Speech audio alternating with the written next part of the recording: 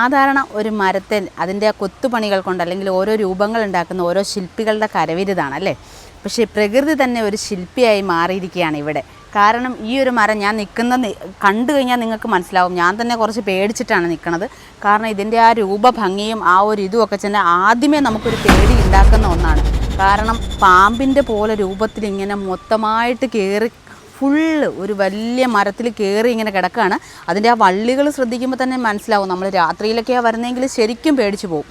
അതുപോലുള്ള ഒരു വള്ളിയാണ് കേട്ടോ. ഇതിൻ്റെ ആ ഒരു രൂപഭംഗി എന്ന് പറഞ്ഞാൽ നമ്മൾ എടുത്തു പറയേണ്ട ഒന്നാണ്.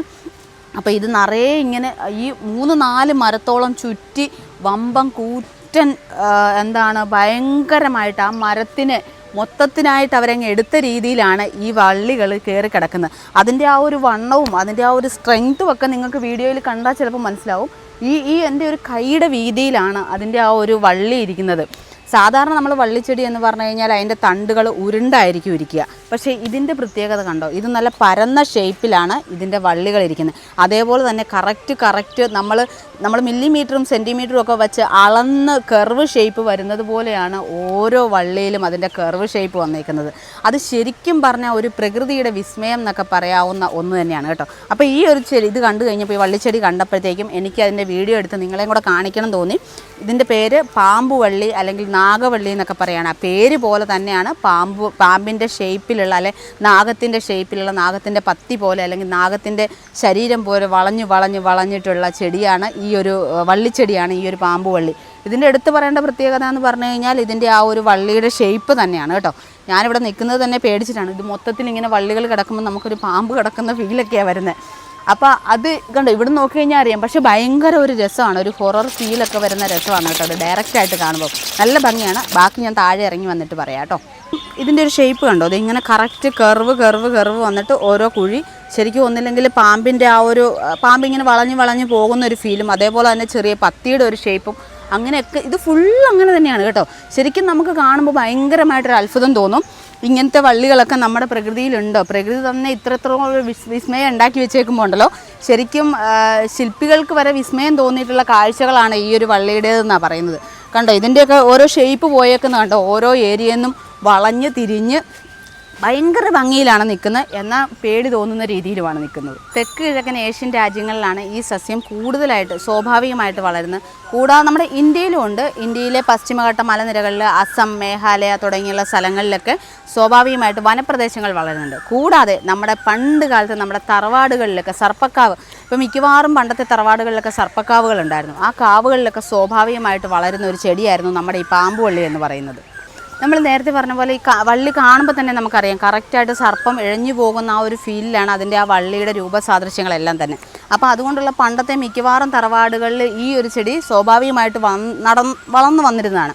അപ്പോൾ ഈ വളർന്നു വന്നിരുന്ന ചെടികളെ അവർ ഒരു ആരാധനയോടുകൂടിയാണ് ഇതിനെ നോക്കിക്കാണുന്നത്. കാരണം എന്താണെന്ന് പറഞ്ഞാൽ ഇതിൻ്റെ ഈ ഒരു വള്ളി പാമ്പിനെ പോലെ ഷേപ്പിലുള്ളത് കൊണ്ട് തന്നെ ഈ വള്ളിയുള്ള സർപ്പക്കാവുകളിൽ സർപ്പങ്ങൾ ഉണ്ട് എന്നുള്ളൊരു വിശ്വാസം പണ്ട് കാലങ്ങളിലുണ്ടായിരുന്നു. അപ്പോൾ അത് ഒരു പരിധി വരെയൊക്കെ നമുക്ക് ഈ ഒരു ജൈവ വൈവിധ്യത്തെ അല്ലെ ഈ ചെടികൾ വെട്ടി നശിപ്പിക്കാതിരിക്കാൻ, കാരണം ഇതിൻ്റെ വള്ളികൾ മുറിച്ച് കഴിഞ്ഞാലോ ഇതിൻ്റെ കമ്പുകൾ മുറിച്ച് കഴിഞ്ഞാലോ സർപ്പകോപം ഉണ്ടാകും എന്നുള്ളൊരു വിശ്വാസമൊക്കെ ഉണ്ടായിരുന്നത് കൊണ്ട് തന്നെ ഈ ഒരു ജൈവ വൈവിധ്യങ്ങളെ ഒരു പരിധി വരെയൊക്കെ നിലനിർത്താനായിട്ട് പണ്ട് കാലങ്ങളിൽ സഹായിച്ചിരുന്നു ഈ വിശ്വാസങ്ങളൊക്കെ. കൂടാതെ ഉണ്ടല്ലോ പണ്ട് കാലങ്ങളിൽ നമ്മുടെ ഈ ഒരു മരത്തിൻ്റെ അല്ലെ പാമ്പുവള്ളി എന്ന് പറയുന്ന ഈ ചെടിയുടെ ഇലയും വേരും ഒക്കെ സർപ്പത്തിൻ്റെ വിഷബാധയ്ക്ക് എതിരായിട്ട് മരുന്നായിട്ട് ഉപയോഗിക്കാറുണ്ടായിരുന്നു ആയുർവേദത്തിലും അതേപോലെ തന്നെ നാടൻ വൈദ്യത്തിലുമൊക്കെ.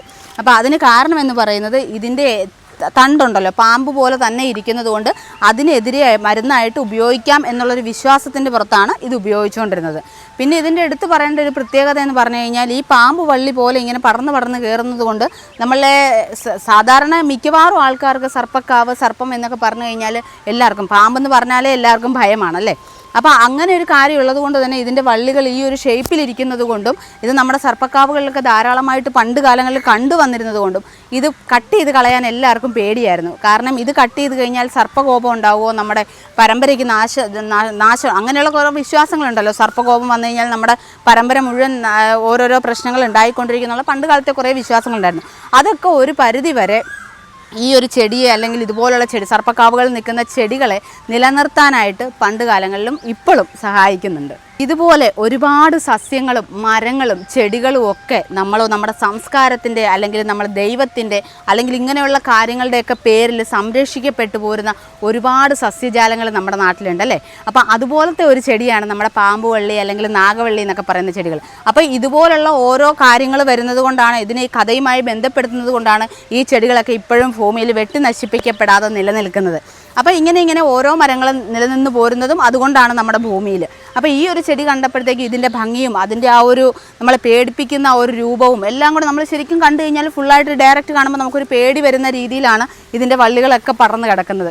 അപ്പോൾ അങ്ങനെയുള്ള ആ ഒരു ചെടി കണ്ടപ്പോഴത്തേക്ക് അത് നിങ്ങളെയും കൂടെ കാണിക്കണം തോന്നി. അപ്പോൾ അതുകൊണ്ടാണ് നമ്മളിപ്പോൾ ഈ ഒരു വീഡിയോ ഇവിടെ ഇതിനെക്കുറിച്ചുള്ളത് ചെയ്തത്. അപ്പോൾ നിങ്ങളുടെ നാട്ടിൽ കണ്ടിട്ടുണ്ടെങ്കിലോ നിങ്ങൾക്ക് ഇതിനെക്കുറിച്ച് അറിയാമെന്നുണ്ടെങ്കിലോ ഒന്ന് താഴെ കമൻറ്റ് ചെയ്യുക. അപ്പം നമ്മൾ ഈ വീഡിയോ ഇവിടെ വൈൻഡപ്പ് ചെയ്യുകയാണ്. അടുത്തൊരു വീഡിയോയുമായിട്ട് നമുക്ക് വീണ്ടും കാണാം.